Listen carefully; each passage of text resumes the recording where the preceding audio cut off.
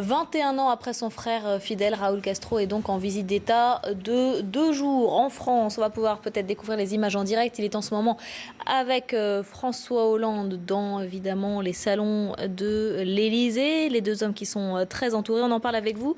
Jeannette Abel, bonjour à vous. Vous êtes Bonjour. spécialiste de Cuba. Bienvenue sur le plateau d'ITélé. Il y a un enjeu, même s'il n'est pas énorme, économique évidemment, un enjeu diplomatique, géopolitique à cette visite ? Oui, bien sûr. Enjeu économique, pas énorme, mais enfin quand même très important. Il y a déjà de très grandes entreprises françaises qui sont présentes à Cuba. Bouygues, Accor, Pernod Ricard, Alstom. Total, qui va arriver.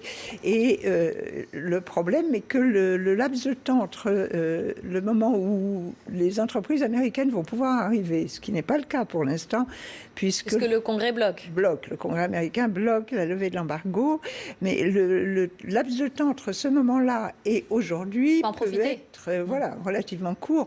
L'élection présidentielle est à la fin de l'année, et donc c'est le moment d'y aller. Et c'est le moment aussi de renforcer la présence française, grâce aussi à l'annulation des intérêts de la dette avec le Club de Paris sous la présidence française.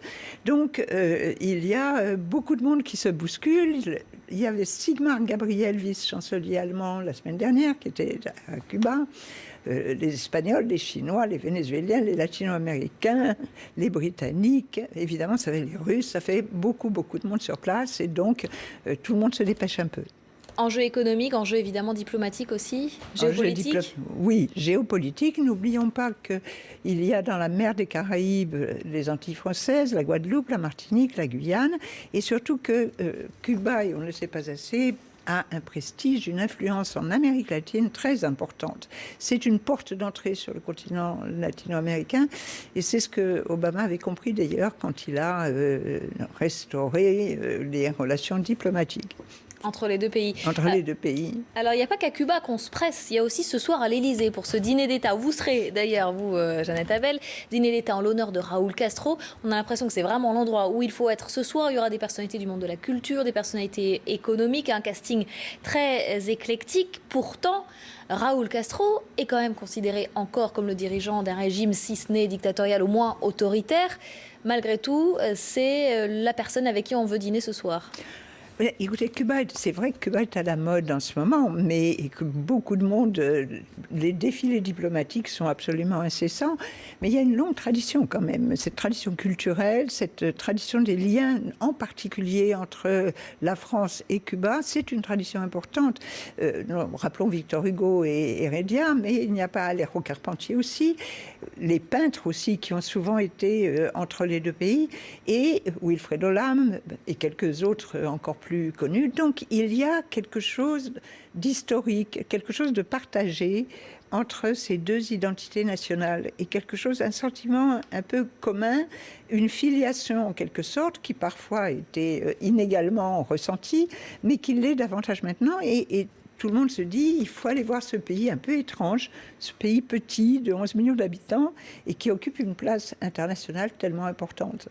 Mais même si Raúl Castro a la volonté d'ouvrir son pays, ça reste pour le peuple cubain un régime autoritaire. Oui, mais c'est vrai que c'est un régime autoritaire, mais c'est un régime qui change beaucoup. Je suis un peu étonnée d'ailleurs qu'on ne le souligne pas suffisamment.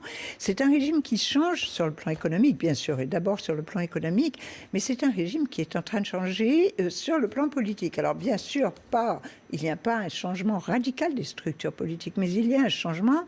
Alors Raúl Castro lui-même a dit qu'en 2018, il abandonnait la présidence, et deuxièmement, que désormais les mandats électifs les plus importants du pays seraient limités à 2 et pour 5 ans. Et là, le prochain congrès du Parti communiste cubain qui aura lieu au mois d'avril va quand même engager un certain nombre de réformes politiques, des réformes encore limitées, et puis ça bouge dans la jeunesse, ça bouge dans la population.